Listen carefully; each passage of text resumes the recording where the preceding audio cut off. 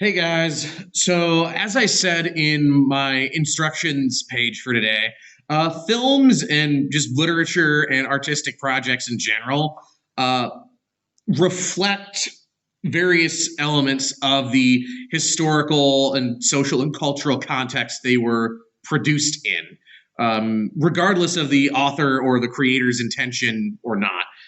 Most of the time, it's actually unintentional. You don't realize the author, the artist, the creator, whatever, they don't realize how their work is being influenced by the culture they are living in. But a lot of the times, these works, from a historical perspective, can be beneficial as almost windows or illustrations of various parts of culture and society in the time that they were made. And since Casablanca was made in the 40s, Casablanca has a really interesting and unique historical and cultural context to it that we really don't see now. On the one hand, this movie was made and released right in the middle of World War II when the outcome of the war was still very much uncertain. Again, it was released in 1942, so the U.S. had entered the war by that point, but the tide had not definitively turned against the Axis powers by that point, and the outcome of the war was still very much up in the air. But also, if you just think about the culture of the 1940s, the culture of 80 years ago, there are a lot of elements that are pretty different than today. And you can kind of start to see, from a historical point of view, historical concepts on display and in action in these films or these works of literature, these works of art that were produced during this time period. And Casablanca provides an interesting window into race relations and the way basically white and black Americans interacted during the 1940s. Now, even though Casablanca is set in Casablanca in North Africa, it was made in the U.S. And for a predominantly American audience. So it definitely does reflect American culture to a pretty high or heavy extent. And it does provide insight into the way basically white and black Americans interacted, and particularly how white Americans viewed black Americans during this time period. The best way to kind of see that in the film is if you look at Sam and how Sam is characterized and the way Sam interacts with other people and how other people interact with Sam. So if we're looking at Sam's character, he is the piano player at Rick's bar or Rick's club. And by and large, he seems to be a pretty friendly, easygoing, nice guy who, as we see in a couple key moments, like when he's trying to convince Ilsa to leave before Rick sees her, and when he's consoling Rick when Rick's drinking in the bar after it's closed, you see that Sam really does seem to care about Rick, and that he and Rick do seem to be legitimately friends. Now, crucially, it's not a friendship of equals, but they do like each other and they do legitimately care about each other. So some notable things to kind of take away from the way Sam is characterized. First off, Casablanca does not portray black Americans or even non-white people in a negative light. But it definitely does reflect the prejudice of the white filmmakers and the white audience, the predominantly white audience that would go to see this and that this movie was made for. So first off, Sam is the only, if you really pay attention in the scenes in Rick's bar and Rick's club, Sam is the only black person there. He's the only black person you see in Rick's club. And crucially, he's not a patron. He's an entertainer. He works there as a performer. And that actually does reflect a very real social dynamic in 1940s America. It was not uncommon to have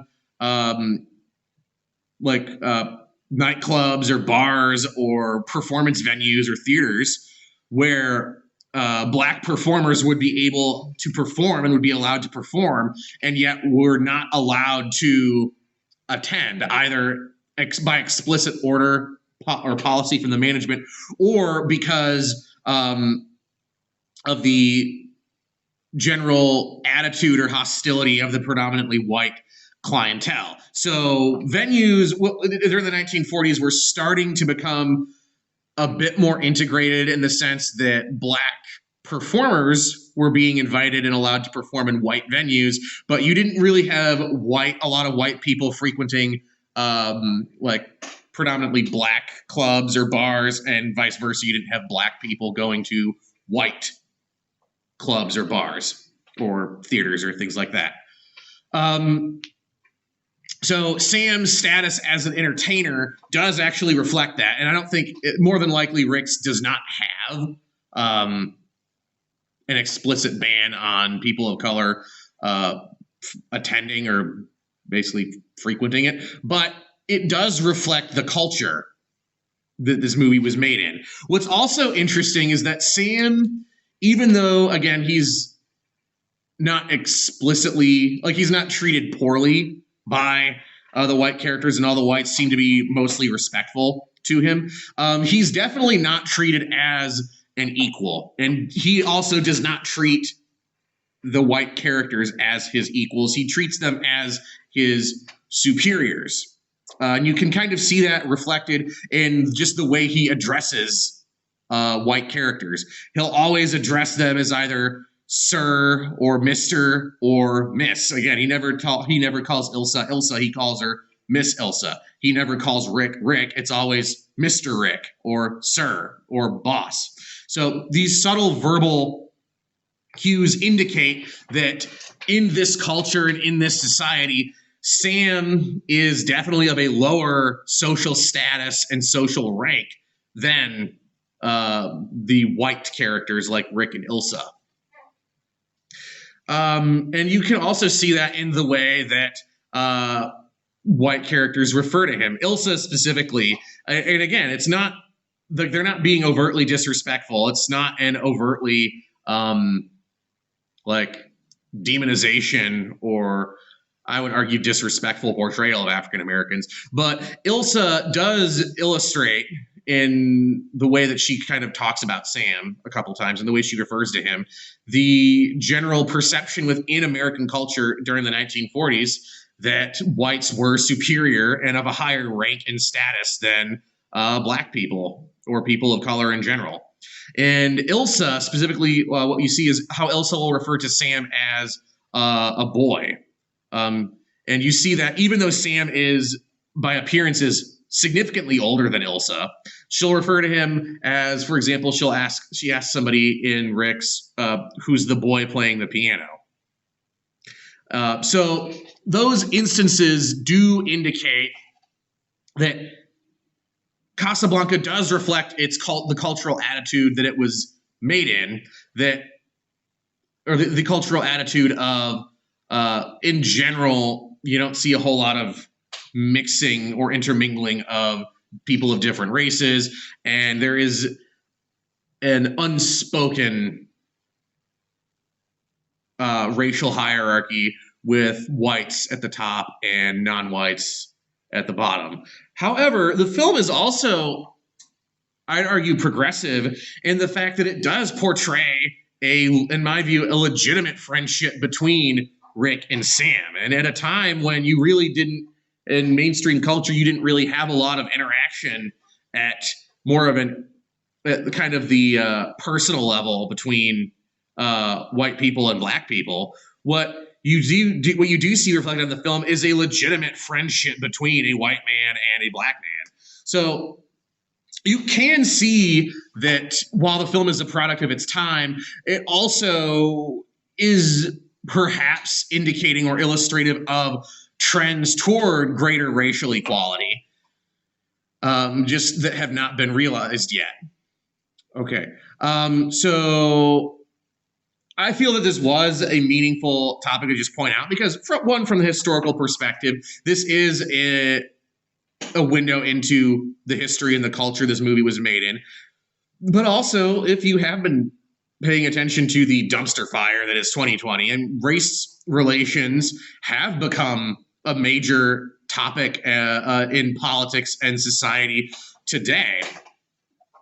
And I think it is worth talking about and examining the development of race relations in not just American history, but American media and American culture in general, and how they're reflected in various elements of the culture that we consume, both today and in the past. Casablanca was a film in the past, and it reflects that culture.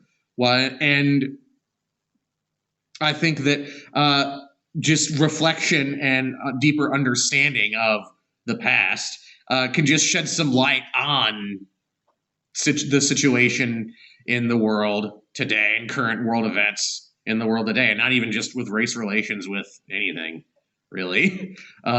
So this was fun.